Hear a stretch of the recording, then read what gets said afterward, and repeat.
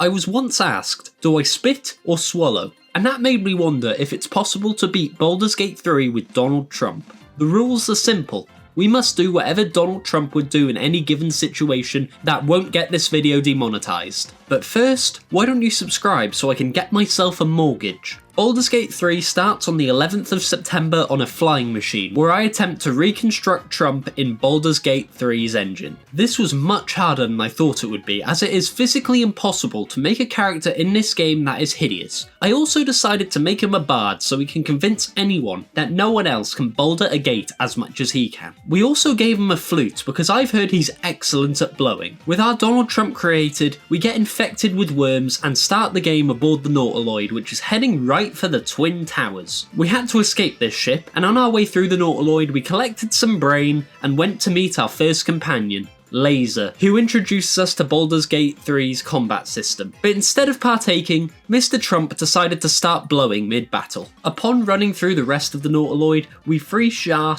and run to the controls of the ship before Margaret Thatcher herself turned up to take the ship down. Luckily, we crash land on a beach in Faerun where we once again run into Char, who decides to join us on our rampage through the lands. But first, we need to rid ourselves of worms, because as we all know, the best Worms game is Worms Ultimate Mayhem. As we ventured onwards, Trump bumped into someone. This man reminded him of his former lover, and as Trump entered his loving embrace, something stirred inside of him. He felt things for this man that he hadn't felt in a long time, but he couldn't tell him, since this would be one step too far for his supporters and he would forever be ostracised. Trump had to bury his feelings deep down and prove to his followers just how powerful he truly is. But for now, Bill Clinton has joined the party and we find a floating hand in a wall. Being the decrepit bag of meat and fluid that he is, Trump hadn't received a handy in many years and he wanted it. So naturally, he decided to eat the thing and carry it round with him to remind himself that he once had a handy. Venturing further into the forest, we find Laser once again, and Trump manages to free her by convincing her captors that Trump is in fact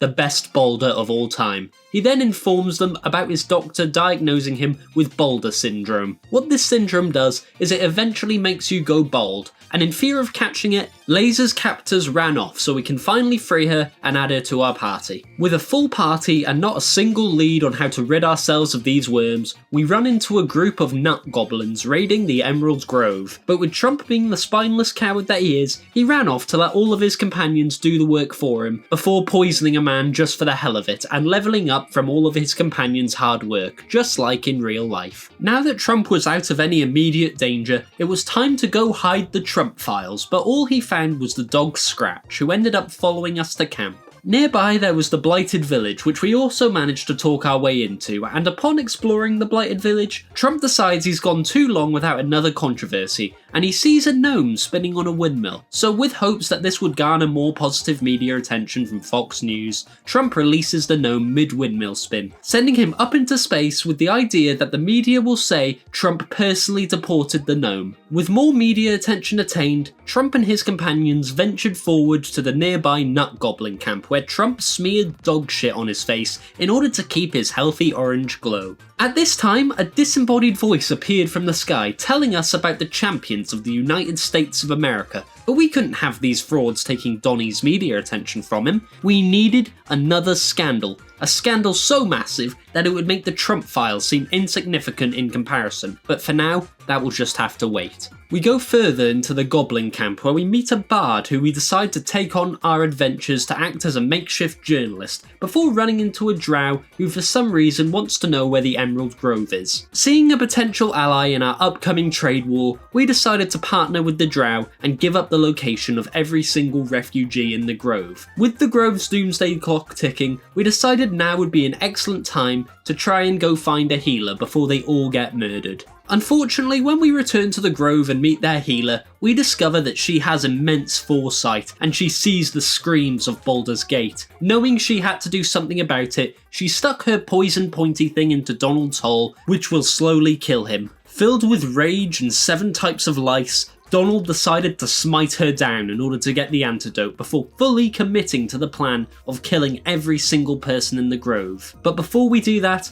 we need to prepare by catching the 19 hours of sleep this president needs. However, in the middle of the night, we catch Laser attempting to do the world a favour, but before she could, she got convinced by Trump's silver tongue and he slit her throat before she could even say "Make America Great Again." With this death now on Trump's mind, he yearned for more war crimes, so much so that in his dreams he was visited by Mr. War Crime himself, who informs the president that in order to carry out his evil, dastardly plans, Trump needs to give him $17 billion in taxpayer money, which Trump of course agrees to. Upon waking up from that magnificent dream, Trump realised he had to bring another companion along for the ride, so we begrudgingly bring Will along with us. On the plus side, Will quickly redeems himself in Trump's eyes since he recommends us going to kill someone who is meant to be a good person. So naturally we head right there and game enter before going back to the Emerald Grove and finally getting the raid underway by opening the gate. Will did not seem too happy about this even after I helped him slaughter an innocent. So unfortunately, in the name of the presidency, we had to sentence Will to death and steal his clothes. Zevlor then soon followed before we went to destroy all the innocents left in the grove. This was a momentous occasion, because that evening it meant for the first time in history, a woman actually wanted to sleep with Donald Trump.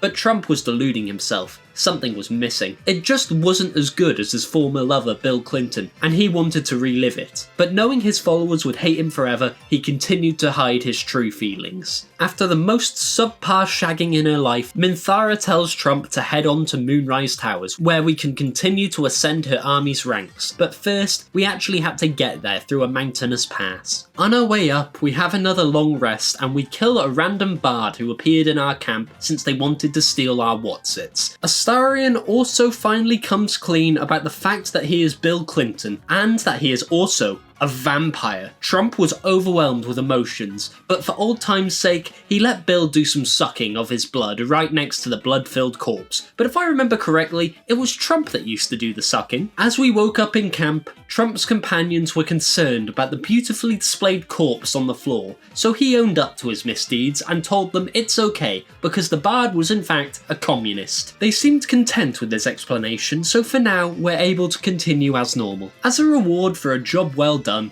the Bard Volvo took out Trump's eye and gave him a new one, so we continue along the mountain path where we encounter a Gith hideout. There was a little something that Trump needed from the Gith, so he used his magic handy to open their front door before heading straight to their worms machine. After succeeding in a few skill checks, Trump was now able to use his illithid powers as a bonus action, and now that he was fully juiced up on worms, we could finally head on to Moonrise. But before we headed off, Trump encountered his longtime assistant in the middle of camp. It was JD Vance, who told Trump to embrace who he truly was. This gave Trump a lot to think about, especially about his sexuality. But while he was deep in thought, we were ambushed in combat where Trump and Char were brutally struck down and Bill Clinton ran off to the Shadowlands to get some help. But the love between Trump and Bill was too strong, and with the power of love, Trump was revived and by Bill's side once again as they entered the Shadowlands, and for some reason, Char was alive and well too. Now all that was left was to make it to Moonrise, but if we run out of time, we will get impeached once again. As we venture onwards, we ran into some goblin these nuts who just so happened to be playing with their bone. Trump enjoyed watching the goblin play with his meat stick, so he grabbed it and told him to fetch it in the Shadowlands where the goblin met an untimely end. Trump then recalls a legend he was told as a little boy. If he fingers his string in a specific way, he will summon Spider-Man himself. And so, in hopes that the legends are true, he starts fingering his strings in public until Spider-Man appeared. Sadly, Spider-Man was missing his spidey senses, and he led us right into an ambush. It must have been the Democrats coming to release the Gortash files. They even hired someone named Skyrim to take Trump down. But Trump wasn't going down without a fight, and so he revoked the 22nd Amendment to give him more power for more time, and all it cost him was a deal with the devil. With the Democrats defeated, Trump continued onwards to the path towards Moonrise, and he ran into a golden own lady. Now, when Trump entered Faerun, he lost most of his wealth, and the rest he donated towards Mr. Genocide. It seems like this gold woman had all of Trump's net worth in gold, so Trump struck a deal with her. He would allow her to drill baby drill in the Yellowstone National Park if she gave him a small loan of $1 million gold. Realizing it was the deal of a lifetime and that she had in fact won the Apprentice USA, she had a heart attack and died. This would later be documented in Trump's Art of the Deal. Trump then picked up the remaining gold from her bloated corpse and continued on until he finally made it to Moonrise Towers, where he once again ran into Minthara, who was getting berated by J. Jonah Jameson himself, who Trump believed was the lead journalist for that leftist tabloid known as Google Scholar. Although Trump had a massive preference towards men, he attempted to save Minthara, but he is not the wisest of men, so naturally he failed and Minthara got put in jail. Mr. Jameson then wanted us to show our loyalty, which we did by getting a goblin to commit death right in front of us, which worked in Trump's favour, as now the goblin was unable to tell the world of what Trump did to his pickle. Our next reasonable step was to free Minthara from the Moonrise jails, which we did immediately by deporting the guards from life. With Minthara now free, she needed a new identity to stay safe from the guards pursuing her. Trump made the presidential decision to make her the First Lady and to change her name to Melania, before sending her to camp and finding a massive barrel filled to the brim with little RFKs. In hopes that this would further increase Trump's power, he ate all the little RFKs and got some new illithid powers, such as hand bruising and possible signs of stroke. Now our next step is to talk to Zirel, who is acting as Mr. Jameson's general, and they tell us to go find a man called Balthazar from the hit Disney film The Sorcerer's Apprentice. But first, we had to make another detour to take Bill to a nearby potion creator. She says if Bill uses his vampire power to suck her off, then she will give Trump some Viagra to increase his strength. Now, Trump didn't need this reward. Watching Bill do this type of stuff and having the reminder of his time on a certain island was all the payment he needed. So he had Bill go through with it, and so he watched from his favourite standing cuck position. Afterwards, Trump received his potion and he drank it to increase his strength from flaccid to semi-flaccid before returning to camp. Now, we finally have a full party once again, and seeing that it was full, we decided to make our way towards Char's Gauntlet, where we meet the devil himself, who reveals himself to be Vladimir Putin. Putin then makes a little deal with Bill Clinton, saying that he will tell him the story of the scars on his back if we go and get rid of Putin's political rival. He then strips Bill of all of his clothes before disappearing. This angered Trump, as he is the only one who is allowed to strip Bill, and he didn't like that his man was stripping for other people. With Trump's anger repressed, we entered Char's Gauntlet, where we used Shadow Step to skip the first puzzle, and then we are greeted by not just one combat encounter, but two. And on the second one, Trump knew he was outnumbered and had no chance in a fight. So he opened a nearby door to allow Balthazar to join in. But unfortunately, Balthazar didn't care who he hit with his gas spell, and Trump went down, followed by most of his companions, other than Melania, who ran off to allow Balthazar to finish the fight. Once Trump and all of his island gang were revived, we long rested, and Trump once again had a dream of Mr. Warcrime. This gave Trump the courage he needed to let his companions teach Balthazar a lesson. It was a long fight for Bill, Char to Melania, but in the end, they came out victorious. Now the sorcerer Balthazar was dead, there was nothing stopping Trump and his cronies from finding the key to Mr. Jameson's immortality, the Night Song. But first of all, we had to get Shart's spear and help Putin. So we went to go find his political rival and made him give up on life by telling him about how the tieflings are eating the dogs. We then used Featherfall and Knock to get to a fast travel point at the bottom of the gauntlet to skip any monotony. To progress Bill's storyline before moving on any further, we long rested again, and Putin showed up to tell Bill that his scars are from his old master, George W. Bush, who was now working with Reform UK in order to ascend to presidency. Trump was in fear. Only he could become president for a third time, so this had to be stopped. During the same long rest, our butler, Jorkin de Penis Vance, showed up and gave us yet another new task, to execute a threat known as Kamala. So we went and did just that at the Last Light Inn. We closed the door, barricaded it, and slaughtered her where she stood before running out and telling Jaheira we were not responsible for this. The Shadow Curse then surrounded us and turned every single one of Jaheira's harpers into ICE agents who were getting ready to deport us. Trump didn't want to harm his own perfect ICE agents, but he was left with no other choice. So he hid in a corner and let his companions protect him. In the end, this group of ICE agents were decommissioned, and Trump somehow managed to convince Jaheira to join our cause of building a wall around Baldur's Gate. As a reward for a job well done, Jorkin Depinus Vance gave Trump his form that he hadn't used since the last time he gave Bill the Gluck Gluck 2000. With our dastardly deeds complete, we headed back to the Gauntlet and went down to find the Night Song, who Shart impaled with her spear. Now that Mr. Jameson was mortal, it was time to take the fight to Moonrise, where we killed Zarel at the entrance and proceeded to climb our way up from the outside in order to avoid a few fights. Upon making it to the roof and finding Mr. Jameson, we realised we were far too low a level for this, meaning I had to reload an earlier save and do hours upon hours of grinding Trump on Bill before returning to the fight, where we slapped J.K. Simmons around and then he got touched by a tentacle, taking him away. Trump, being the little pervert that he is, wanted a piece of this action from the tentacle, so he proceeded to follow J.K. Simmons down to the heart of the Absolute. It is here where Trump finally sees the 3 people chosen to take control of the United States Army, which has currently taken the form of an Elder Brain in order to symbolise Trump's love of giving sloppy toppy. It was finally time to fight J.K. Simmons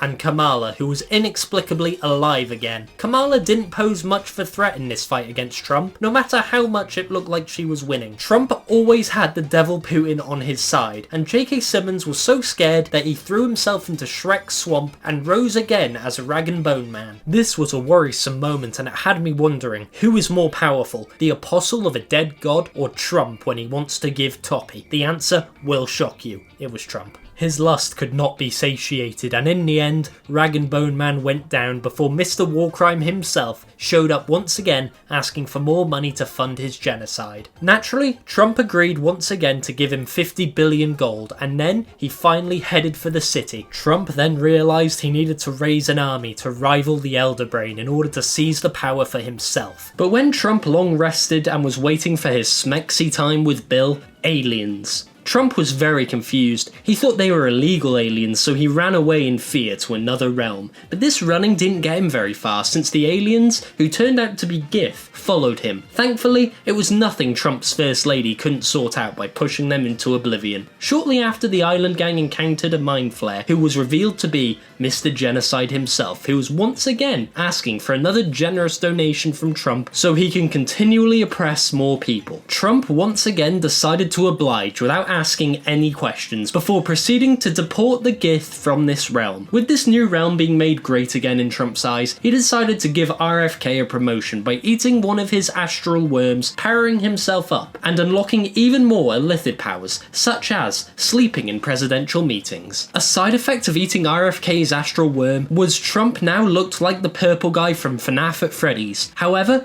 not all was lost, as Trump had more dog shit tucked away somewhere to give himself his distinctive orange glow once more. And once it was applied, Trump went back to sleep once more before finally heading into Baldur's Gate. On his way down, he ran into a very obvious shakedown where there was a landlord trying to evict his tenants with the good old Section 21. Unfortunately, these pesky tenants knew their rights and were waiting for the landlord to take them to court, but this is where Trump came in. As a former real estate developer, Trump knew the value of empty properties and hoarding wealth, so naturally he offered his services to evict these pesky poor people before shooting this father of 2 in the back in front of his children. To congratulate Trump on a job well done, the landlord paid him, and as a bonus he offered Trump services of a sexual kind on Gortash's island for the next time he visits. Trump's next step was to run to the city itself, but on the way, Trump ran into this random journalist who kept asking about the identity of a man named Bubba. Trump couldn't have his and Bill's relationship going public, so he got Melania to strike down this journalist, who turned out to be one of the 3 in charge of the United States Army. A woman known as Liz Truss, one of the lesser known prime ministers of the United Kingdom. Out of fear that she was going to cause another economic crash, Melania not only kicked the shit out of her, but she also threw Liz Truss off the nearest cliff. With Lizzie gone back to the lettuce realm, Trump attempted to enter the gate, but due to his crimes listed on the Gortash Gortash files, he was thrown in jail. But instead of just sitting there and accepting his fate as a convicted criminal, he went and caused a ruckus, making the guards show up and open his cell. To secure his group's release, he gave the guards a release of their own before leaving the cell. But as Trump and his island crew left the jail, they were greeted once again by Jorkin de Penis Vance, who told Trump that Liz Truss did in fact survive her fall, and she needed to go in order for Trump to become the chosen one for the god of injustice, the god known as Bhaal. This task quickly became Trump's top priority, so he ventured through the sewers where a random-ass child begged him for help.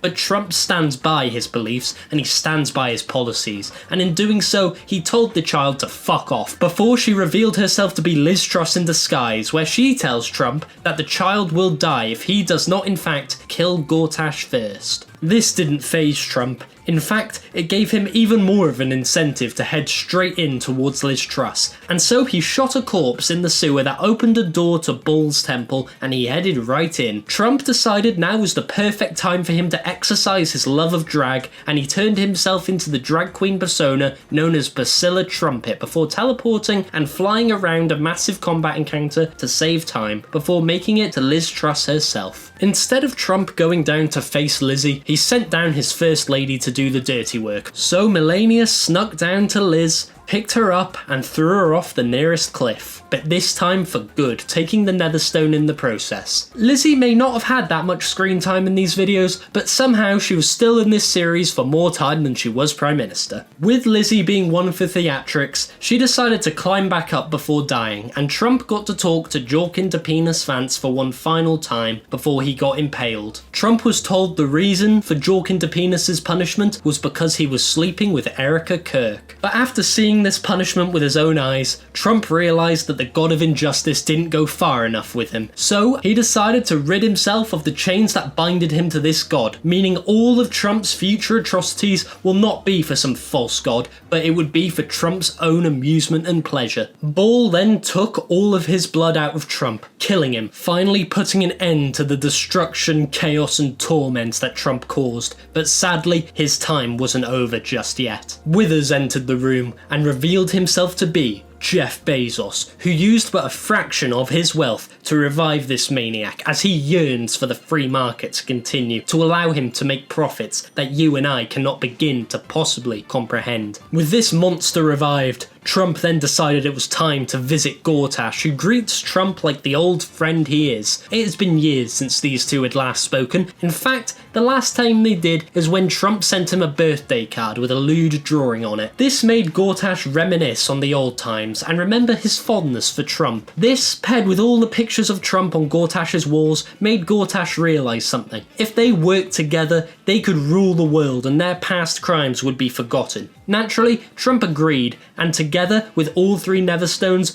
they were ready to take over the US military. Gortash then tells Trump to meet him at the hot tub on his private island for one final shindig. However, before Trump could follow through with this plan, he first needed to help his lover Bill with ridding himself of his old master George Bush. So he ran straight to where George had a bunch of Reform UK supporters, giving him the power to ascend and become president once again. This was a tricky battle for Trump's allies, but with shafts there to cast sunlight, it fried Bush's cold hard skin and made him easier to defeat. With Bush on the floor begging for mercy, Bill then decided it was his time to ascend instead. Not to become president, but it was so he could stay by Trump's side forever, as he finally revealed that he had feelings for Trump as well. Now that Bill had ascended, it seemed like he changed. He couldn't remember how he felt for Trump, and he wasn't the same man that Trump fell in love with. In Trump's eyes, Bill had become what he considered to be woke. Trump was mortified, and in his moment of grieving, he went to purchase a stone wall spell from Sorcerer's Sundries and made the sorcerers pay for it by extorting them out of their tax money. Trump was at his lowest point ever, so now with nothing more to lose, he decided to go and meet Gortash on his private island and attempt to overpower the brain. But Gortash suddenly dropped dead, meaning it would be years before the Gortash files are ever released. The world would see this as a suicide, but Trump knew the truth. Gortash did not commit suicide, but instead, Trump had him killed by the Netherbrain to make sure he cannot speak about their prior atrocities. Luckily, Mr. Genocide showed up once more to berate Trump for not giving him enough money to fund his crusade. So in order to set things right, Trump gave Mr. Genocide the Netherstones and allowed him to eat Orpheus from the hit game Persona 3. With Mr. Genocide at Trump's side, they exited the astral plane where they discover Margaret Thatcher is back. But this time, there was so many more of her. This was it, the final battle for the fate of Baldur himself, so Trump went to go give a speech to his many allies such as Jeff Bezos and Jaheira, who, for some reason, was still here. Trump and his island gang then proceeded to go into a long, hard-fought battle with the US military. They fought through hordes upon hordes of soldiers until eventually they made it to the top of the Netherbrain, where they had to run past Thatcher and infiltrate the brain's thoughts, where Trump could finally beat the shit out of it and get Mr. Genocide to take it down with the stones. Melania then told Trump what he needed to do,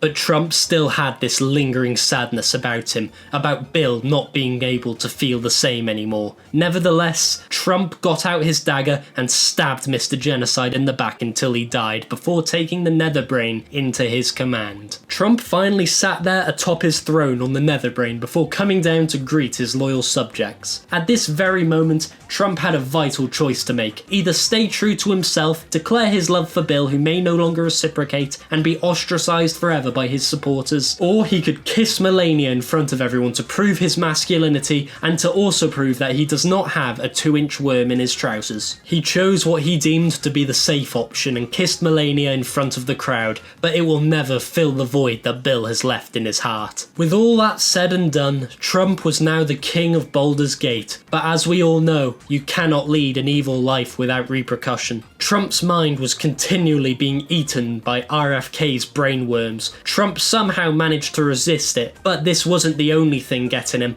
Trump's heartache proved too strong, and in the crowd, there was also a sniper who took their shot.